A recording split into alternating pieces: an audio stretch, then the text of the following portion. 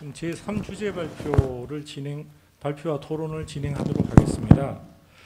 제3주제 발표는 문경호 선생님의 고려 강도시기 경기만 일대의 주요 포구와 물자 유통을 주제로 발표를 해 주시겠고요. 이어서 한지원 선생님의 토론이 있겠습니다. 문경호 선생님은 현재 공주대학교에 재직 중이십니다. 그리고 토론 맡으신 한지원 선생님은 지금 잠깐 늦으시는데요. 현재 목표대학교에 계십니다. 네, 선생님.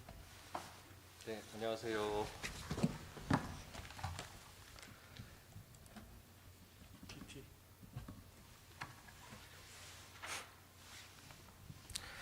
네, 화면이 바뀌지 않았는데요. 네, 안녕하세요. 저는 공주대학교 역사교육과에서 고려시대 가르치고 있는 문경호라고 합니다. 제 전공이 조운인데요. 방금 발표하신 자료 중에 통일신라 시대도 조운이 있었다라는 말씀하신 걸 보고 굉장히 놀랐습니다. 저희는 고려시대 때 당연히 시작됐다고 보고 그 이전 자료는 별로 참고하지 않았는데 더 봐야 될 것 같다라는 생각이 드네요. 하나 배워가지고 갑니다. 네, 제가 발표드릴 주제는 고려 강도시기 경기만 일대의 주요 포구와 물자 유통입니다. 제목을 잡았을 때만 해도 경기도 일대에 굉장히 많은 포구들이 있었을 거다라고 생각을 했었는데요. 막상 들어가니까 고려시대에 사용되었을 것 같은 포구는 많지 않았어요. 그래서 결국 찾은 것들이 서원 몇 개, 그다음에 기록에 나오는 포구 간신히 몇 개 일단은 그렇게 소개를 좀 먼저 드리고요. 그다음에 좀 더 보강을 해서 다음번에는 더 많은 자료들을 좀 소개해 보도록 하겠습니다. 일단 경기만 일대가 굉장히 고대부터 중요한 지역이었다라는 인식은 꽤 오래전부터 많은 연구자들 사이에서 언급이 되어 왔습니다. 저기 지도에 보이시는 것처럼 백제사신 이야기가 인천의 능어대 같은데, 그 다음에 용유도 조천대 같은데 남아 있습니다. 소정방도 일단 올 때는 덕물도에 들렀다가 금강학으로 내려갔다는 기록이 있고요. 그다음에 조금 아까도 나왔지만은 통일신라 시대 당성 근처에서 영흥도선이라고 부르는 통일신라 시대 배가 발견이 된 적도 있습니다. 혈구진 이야기도 이미 잘 알려진 이야기들입니다. 고려시대는 특히 왕의 몽진이 많았던 시기입니다. 현종 같은 경우에 나주로 피난 갔던 적이 있고요. 충렬왕 때 역시 강화도로 피난 갔던 적이 있습니다. 국민왕은 안동으로 갔고요. 그리고 문종 때 남경으로 가려고 했던 적도 있었고, 공민왕 때, 후왕 때 파주로 가려고 했던 적도 있습니다. 그렇지만은 저런 것들은 어디까지나 피하기 위한 거였지 실제로 천도가 단행이 된 거는 강화로 간 게 거의 유일하다고 볼 수 있습니다. 그런 면에서 강화도는 굉장히 중요하다고 볼 수 있고요. 그럼 그 강화 시기에 어떤 형태로 배들이 오고 갔는지, 배들은 또 어디에 닿아 있었는지 그런 것들을 살피는 일도 역시 굉장히 중요한 일이라고 생각이 됩니다. 일단 화면에 보이는 저 자료는 몽고 침략기에 백성들이 어떻게 살았는가를 가장 잘 보여주는 자료입니다. 공산성 이야기인데 저거는 공주 공산성이 아니라 팔공산입니다. 대구에 공산성으로 피난한 백성들이 굶주림에 시달려서 노인의 시신이 골짜기를 메우고 있고, 심지어 어린아이들을 나무에 묶어놓고 가는 피난을 가는 사람들도 있었다라고 비참한 모습을 표현하고 있습니다. 지금 지도에 보이는 요 지도가 아산 지도인데요. 아산의 요 위는 영인산성이라고 성이 있는 곳인데, 요 성은 평택 사람들이 들어가서 산성 입보를 했습니다. 그다음에 아산 사람들은 정작 성으로 들어가지 않고 요 밑으로 가면 이제 선장면이라고 하는데, 옛날에는 선장도라고 불렸는데요. 섬이 아니었는데 어쨌든 섬이라고 불렸습니다. 요 안으로 들어가서 입보 생활을 했는데, 입보하고 있는 동안에 나라에서 거의 돌보지 않았기 때문에 굶어 죽은 사람들이 굉장히 많았다는 기록이 전하고 있습니다. 그러면은 그 시기에 강도로 피난 간, 천도한 사람들은 어떻게 됐는가? 요 자료는 보한집에 나오는 자료고요. 최자가 읊었는데 보한집을 소개한 사람들은 여기서 말하는 공을 옛날에 그 대표적인 문벌이었었던 최충이라고 설명을 하고 있는데, 실상은 최충이 아니라 최후일 가능성이 굉장히 높습니다. 그런데 어쨌든 그 집을 소개한 자료에 보면 저렇게 되어 있어요. 공의 저택은 12누대의 진주와 비치가 나무처럼 빽빽히 들어섰고, 진기한 향과 이상한 풀들이 울긋불긋 어울려 있어서 마치 요대, 신선이 혹은 옥황상제가 살고 있는 곳을 바라보는 것 같았다. 눈으로 귀로 본 그 모습을 형용할 수가 없다. 근데 그 뒷구절이 더 충격적입니다. 예, 이런 거는 후로 책봉된 사람들의 저택에서는 아주 흔히 볼 수 있는 일이기 때문에 뭐 기이하다고 할 수는 없다라고 한 걸 보면은 이 사람들, 특히 그 지배층들은 굉장히 화려한 생활을 했던 것으로 추정이 되고 있습니다. 그러면은 그 강도로 물자를 옮겨왔던 포구들로는 어떤 것들이 있을까? 쭉 찾아봤습니다. 그랬더니 일단 신증, 동국, 여지, 승남에 굉장히 많은 포구들이 있었습니다. 한 10개 정도가 남아 있고요. 그런데도 신기하게 고려사나 고려사 저류에는 관련된 포구가 구포라고 하는 포구 정도 있습니다. 삼별초가 피난을 갈 때 거론이 되는 포구인데 거기는 그 논란이 굉장히 많이 있기 때문에 이번에는 제가 다루질 못했습니다. 다음 세 번째로 고려시대 문인들의 기록이나 아니면 서궁의 고려도경 같은데 보면은 또 서궁이 들렀다 간 곳들이 쭉 있습니다. 그런 데가 또 포구로 사용됐을 가능성이 있기 때문에 그런 데들도 한번 정리를 해봤습니다. 그 중에서도 이제 제일 먼저 눈에 띄는 곳이 자연도입니다. 저 자연도는 서궁이 고려에 올 때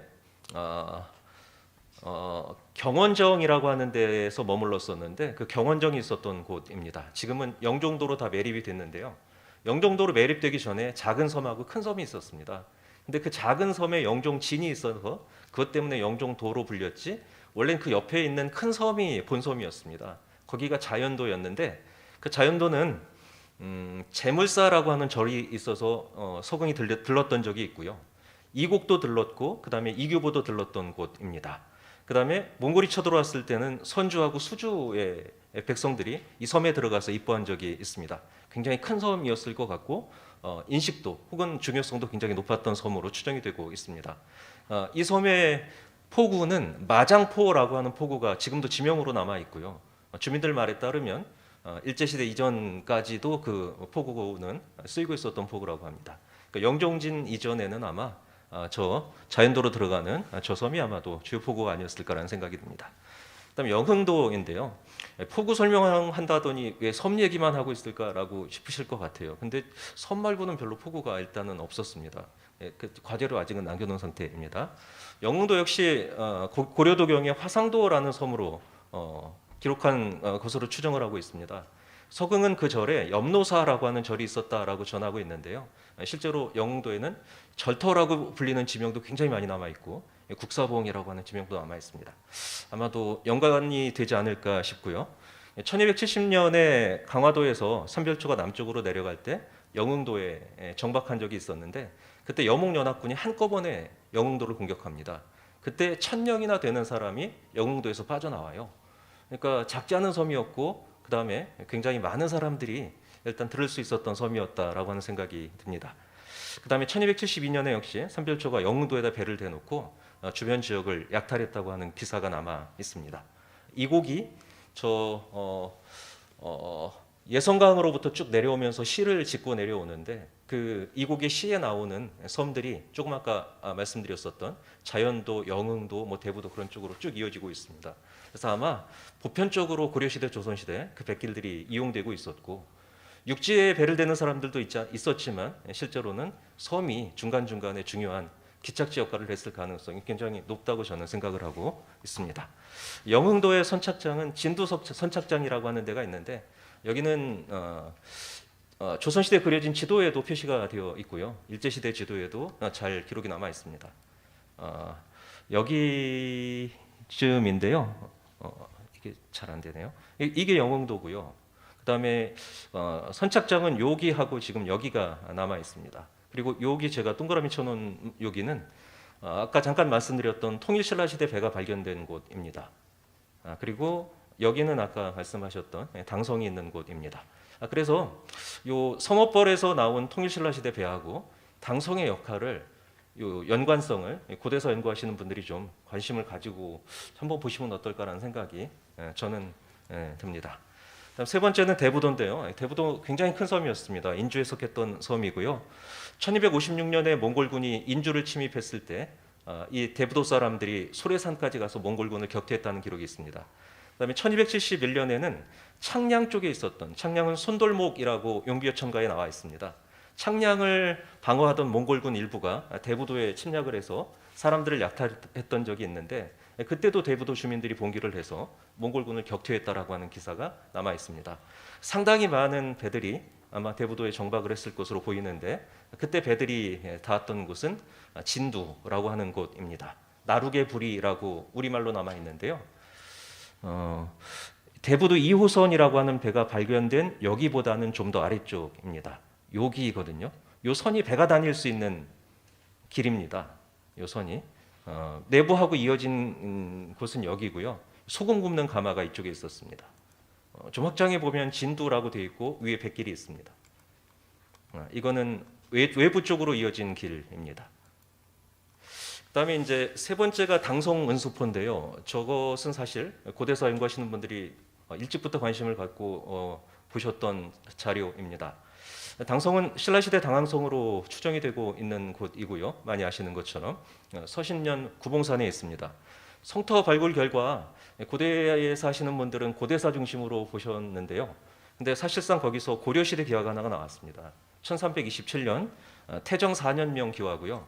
그다음에 1391년에는 이색이 망해루기라고 하는 시를 지었는데 그때 이제 고려시대 건물지들도 몇 개 이용이 됐던 것 같은데 만약에 그렇다면은 배들은 여기에 들어갈 때 어디로 들어갔는가? 이 부분은 이미 선임 연구자들에 의해서 은수포라는 곳으로 배가 드나들었다라고 이야기가 되고 있습니다. 그 은수포가 있는 곳은요, 당성 발굴 결과 4개 문 중에서 3개 문이 이렇게 몰려 있는 곳이었습니다.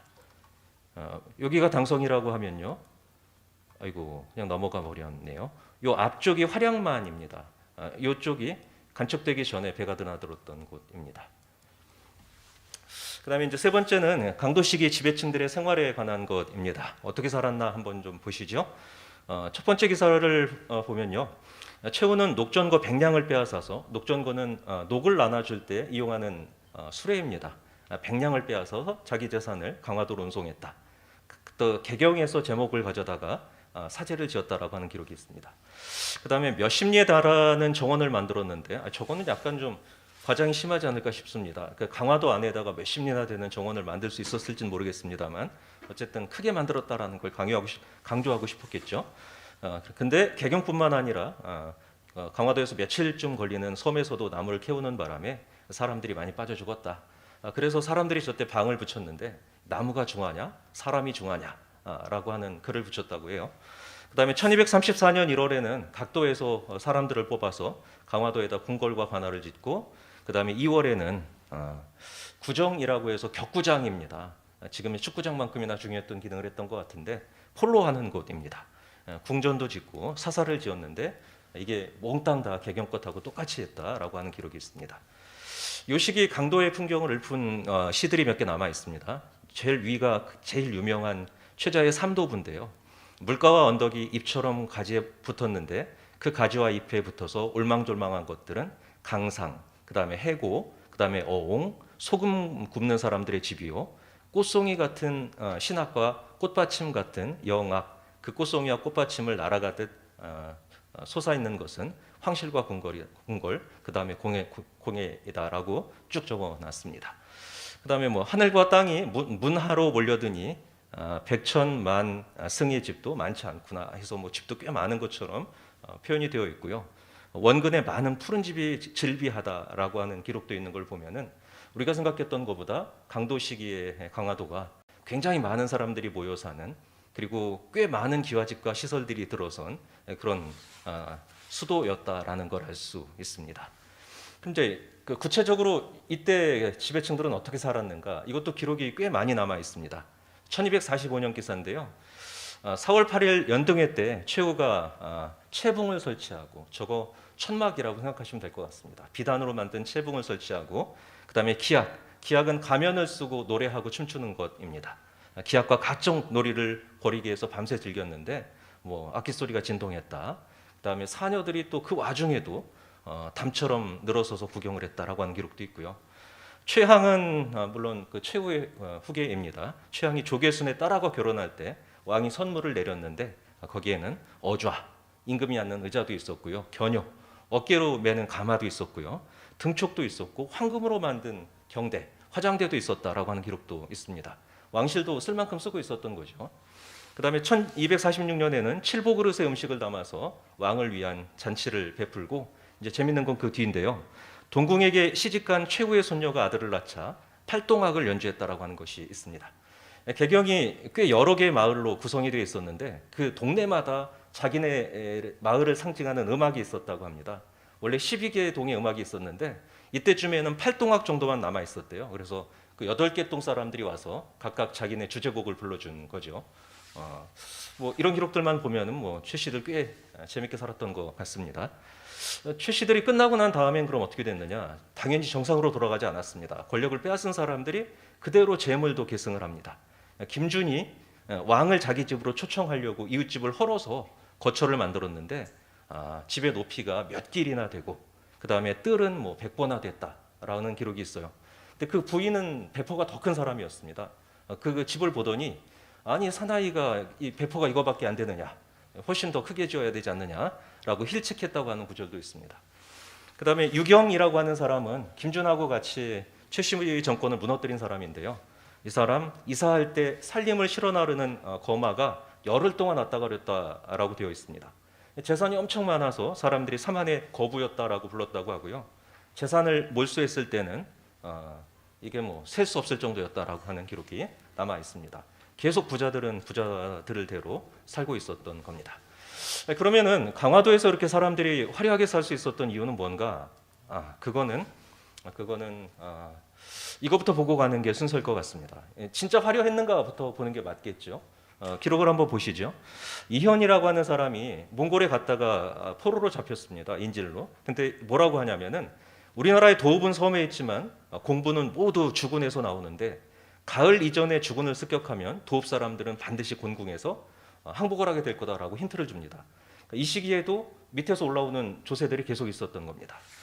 두 번째,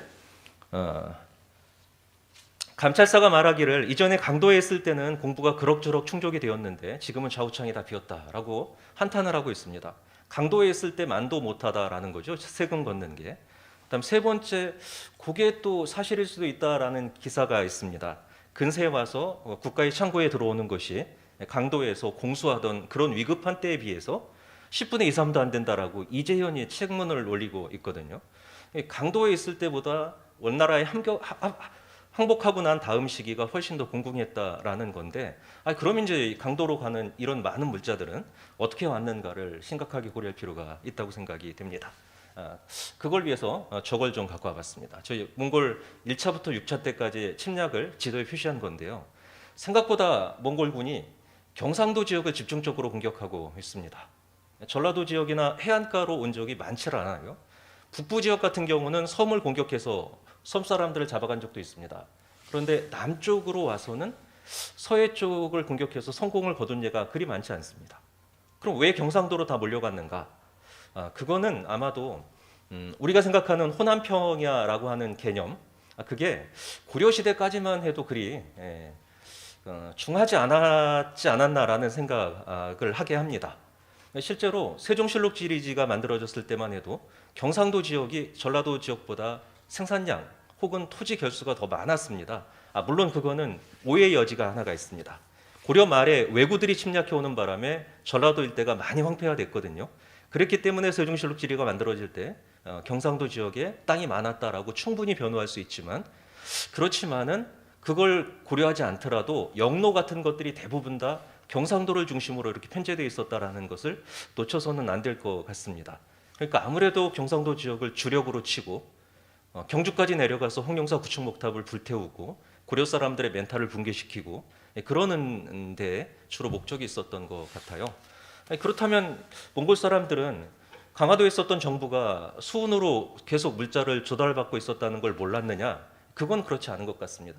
아까 고자질했던 사람도 있고요. 그다음에 실제로 조창 같은 데를 공격했다라고 하는 기사도 있습니다. 근데 큰 재미는 보지 못한 것 같아요.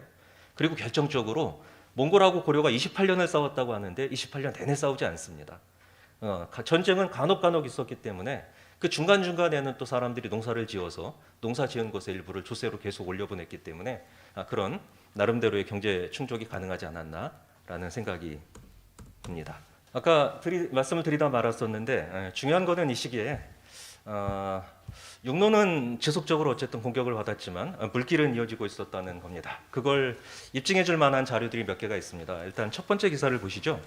1243년 9월에 최희가 사람을 보내서 안남의 지세를 살피고 도랑을 파서 바다와 통하게 했다라고 하는 기사가 있습니다. 안남은 지금의 부평입니다. 부평하고 어디를 뚫으려고 했냐면 김포 쪽을 뚫으려고 했습니다. 그건 조선시대 기록에도 좀 있어요. 그러면은 왜 뜬금없이 거기를 뚫으려고 했는가라는 생각을 하실 텐데요. 거기를 뚫으면은 강화도 북부 지역을 거치지 않고 직접 밑으로 내려올 수 있습니다. 부평 쪽으로 오면 강화도 남쪽으로 들어갈 수 있어요. 그래서 남쪽 지역에서 올라오는 조세들이 닿는 폭우로 한강에서 내려오는 배들을 이동해서 좀 옮기게 하려고 하는 의도가 있지 않았나라는 생각이 듭니다. 어쨌든 이거는 성공하지 못했습니다. 그다음에 1268년 11월에는 김준이 용산별감 이석이라는 사람이 바친 배 두 척에 해당이 되는 음식을 김준이 뺏어서 문제가 된 적도 있습니다. 그때 그러면은 충주에서 한강을 따라서 내려오는 배들이 있었다는 거죠. 그다음에 원희 강도에 외성을 허물게 했는데요. 그때 사람들이 변부가 일어날 것을 우려해서 배를 사들였는데 그것 때문에 배값이 폭등했다는 기록도 있고요. 삼별초가 강도를 떠날 때 거느리고 갔던 배들이 천척이었다는 기록도 있습니다. 뭐 천척 정도면 저게 진짜인지 뭐 과장된 건지는 모르겠습니다만 강화도 빼곡이 아마도 배가 이렇게 들어서 있지 않았을까라는 생각이 듭니다. 그걸 또 어쩌면 사실일지도 모른다라고 믿게 하는 기사들이 저런 것들입니다. 삼도부에 나오는 건데요. 성씨가 포구이니 문 밖에 바로 배라. 꼴배로 가거나 나무에 올 때도 조그만 배에 동시에 실어서 육지보다 빨리 보낸다. 뭐 이런 것도 있고요. 그 다음에 장사배와 조공이 뭐 만리에 돛을 이어져서 묵직한 배는 북쪽으로, 물건을 실은 배지요. 물건을 실은 배들은 북쪽으로 가고 가벼운 배는 물건을 다 내려놓은 배는 남쪽으로 가고 있다. 돛대가 서로 머리를 이었다라는 기사도 있습니다.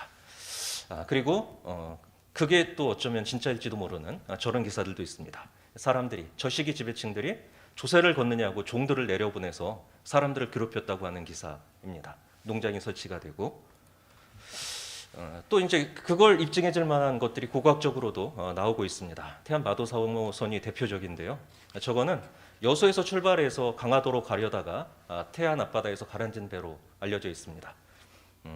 여기서 나온 자료들이 유물들이 표시가 되어 있어요. 이 배 모습이고요. 그다음에 그 안에서 나온 유물들입니다. 목관도 있고요, 도기들도 있고요, 청동 그릇들도 있습니다. 신기하죠? 사슴뼈도 있습니다. 그다음에 갓근 장식도 있고, 그다음에 차라고 쓴 장기알도 있습니다. 그리고 방울도 달려 있습니다. 그리고 대부도 쪽에서 발견된 배에는 곶감도 저렇게 있었습니다. 그다음에 이제 마지막으로 가고 있습니다. 이 시기에 또 하나 이제 주목되는 거는 국내 물산만 강화도로 가고 있었던 건 아니라는 겁니다. 제주도에서도 물산들이 올라오고 있었고요. 근데 놀랍게도 제주도에서 올라오는 물산은 제주도 감귤이나 말에 그치지 않습니다. 남송 물건이나 일본에서 온 물건들도 제주도를 통해서 가고 있었습니다. 그리고 실제로 일본 배가, 송나라 배가, 남송 배가 강화도로 와서 그걸 원나라가 문제 삼았던 적도 있습니다. 외국 물산들도 계속 들어오고 있었던 거죠.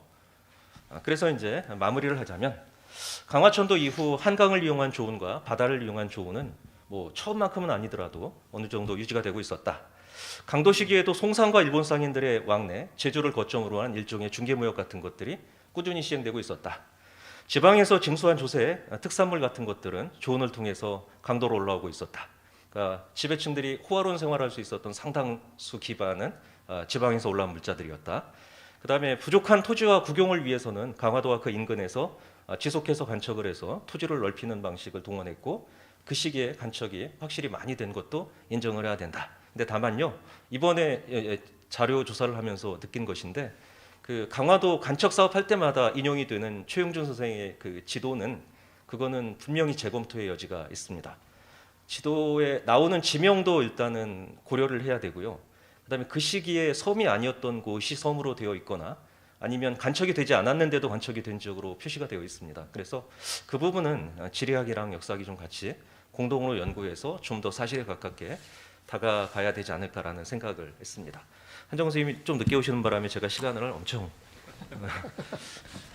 여기 네. 있습니다. 네, 선생님 네. 발표 감사합니다. 목포대학교 한용훈 선생님 토론 부탁드립니다. 네, 네, 반갑습니다. 토론 바로 시작하도록 하겠습니다.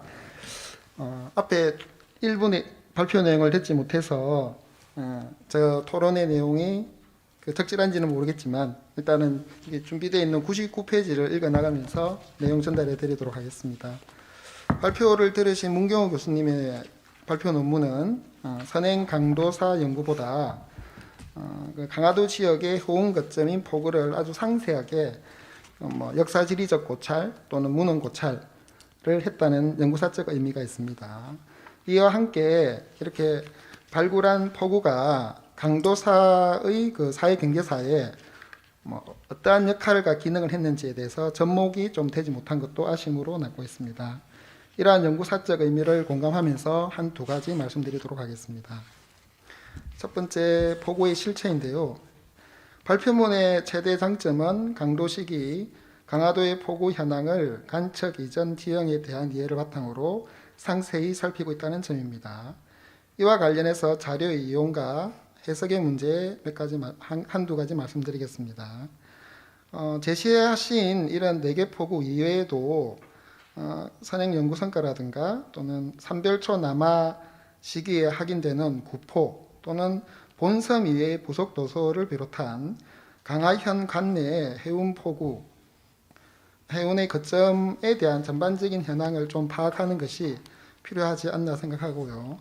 아울러 아무런 근거 없이 신정동국 묘지상담에 나오는 10개의 포구가 고려시대에도 그대로 이용되었을 가능성을 언급했는데 이 또한 좀 보충이 필요하지 않나 생각합니다.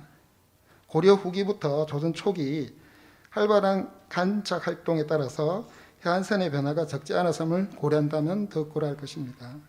참고로 15세기 때의 강화도의 지리를 좀 전하고 있는 세종실록 지리지에서는 한 3-4곳 정도만이 확인되고 있습니다.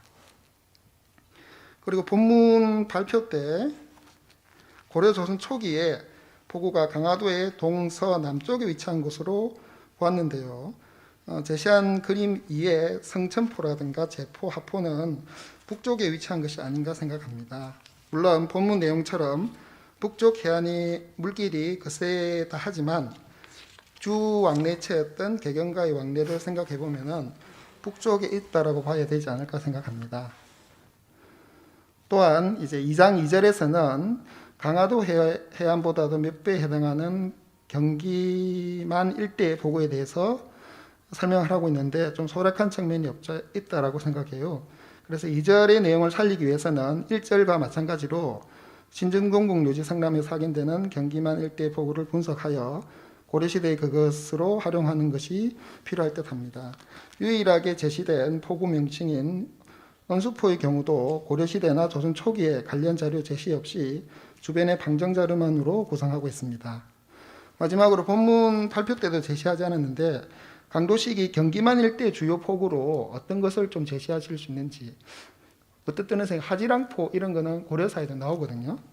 하여튼 경기만의 주요 포구가 강도 시기 어떤 것인지도 한번 묻고 싶습니다. 세 번째는 연구 시각과 방향이라고 했는데 너무 이렇게 좀 강화도라고 하는 역사 지리적인 측면을 너무 이렇게 정치하게 했기 때문에 다른 청중들께서 이렇게 좀 고려 강도사가 별로 이렇게 좀 너무 좀 좁은 게 아니냐라고 해서 한번 넣어봤습니다. 사실 마도 3호선을 비롯해서 그 출수인물에 대한 관심은 꽤 많은데 좀 더 좀 적극적으로 활용했으면 하는 측면에서 담아봤습니다. 어린말에서 태안 마도 3호선의 존재를 통해서 강도 시기에도 좋은 시스템이 정상적으로 작동한 것이다 라고 이해하였습니다. 발표자는 마도 3호선을 어떤 선박으로 보는지, 그리고 마도 3호선의 어떤 내용을 근거로 해운 시스템이 정상적으로 작동되었다라고 이해하는지 궁금합니다. 아울러 좋은 선 여부와 관계없이 태안 앞바다에서 이 배가 침몰하지 않았다면 강화도에 도착을 했을 건데요. 수많게 제시했던 강화도의 포구 중에서 어느 포구에 도착했는지 궁금하고, 여러 개의 포구 중에서 그래도 여기가 좀 센터다, 소위 말해서 예성강에 병란도가 있다라고 하면, 그다음에 영산강에 나주 목포가 있다라고 하면은 강화도의 중심이 되는 포구가 어딘지 이런 것들을 생각해서 강도사를 구성했으면 좋겠다는 생각이 듭니다. 그래서 본 발표문이 그런 관점에서 봤을 때 1장과 2장이 좀 유기적으로 연결되지 못했다라는 아쉬움이 남아요. 그리고 한편 본 발표문뿐 아니라 기존의 강도사 연구는 강도 시기의 집정자나 고위 관료들의 호화로운 생활을 누렸고 그것이 좋은 시스템이 정상적으로 유지되었기 때문이라고 이해하고 있습니다. 하지만 엄밀히 말하면 한국 역사상 가장 사실 그 어려운 전시 사항이죠.